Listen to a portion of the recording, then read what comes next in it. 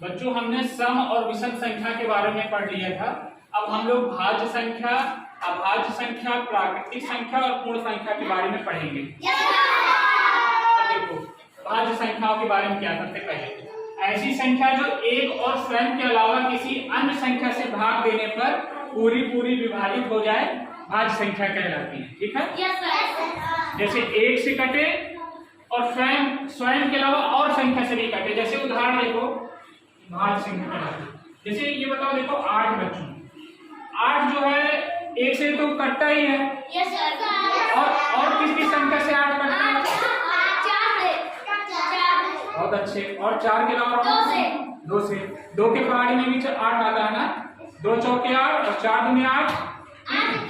हाँ 8 कम 8। तो मतलब देखो कई संख्याओं से कट रहा है ना, 1 से 2 से 4 से और 8 से, तो कई संख्याओं से एक, तो क्या हो गया भाज्य संख्या। अगली संख्या देखो जैसे 12 है। ठीक है, ये बताओ 12 बच्चों, 12 किस किस संख्या से विभाजित होगा? और छोटे में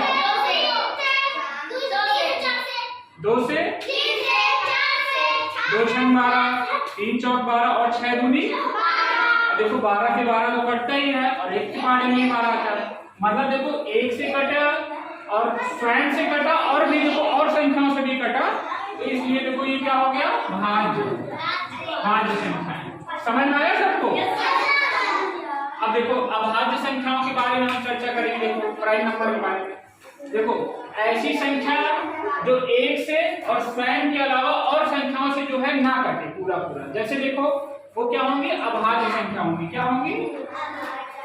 अब देखो जैसे ये बच्चों बताओ, ये कौन सी संख्या लिखी है?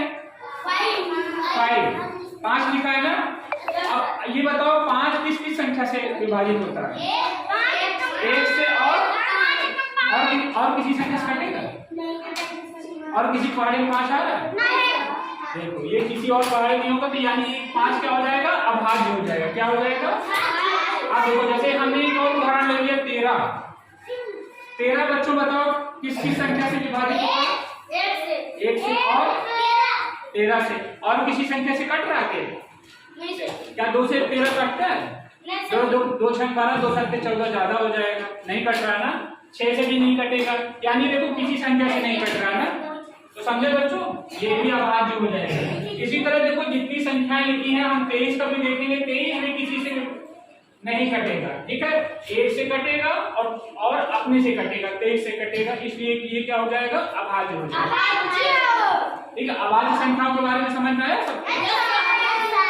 अब देखो अब प्राकृतिक संख्या के बारे में चर्चा करेंगे। प्राकृतिक संख्या देखो ऐसी संख्याएं जो 1 से अनंत तक की संख्या को क्या कहते हैं, प्राकृतिक संख्या बोलते हैं। क्या बोलते हैं? ये देखो 1 बड़ो इधर देखो, प्रभाकर देखो 1 2 3 4 से लेकर अनंत तक की संख्या। ये देखो अनंत का हमने देखो चिन्ह बनाया है। ठीक है, इसको अनंत का सिंबल बोलते हैं। ठीक है, 1 से लेकर अनंत तक की संख्याओं को हम क्या बोलते हैं, प्राकृतिक संख्या, नेचुरल नंबर। क्या बोलते हैं? हाँ, 1 से शुरुआत करेंगे, 1 2 3 4 से लेकर अनंत तक। अब बताओ अगर हम इधर पूछ लें 6 जो है, 6 या 12, ये कैसी संख्या हो जाएगी? यहाँ पे प्राकृतिक संख्या।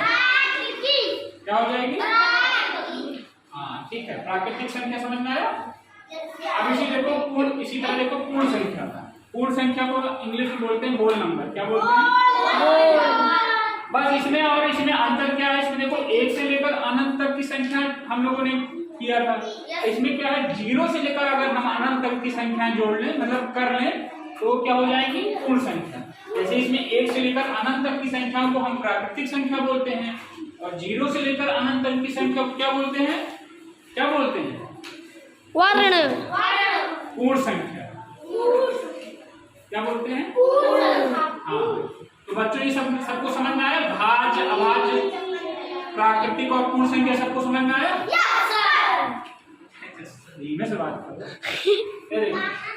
ठीक है, चलो ठीक है।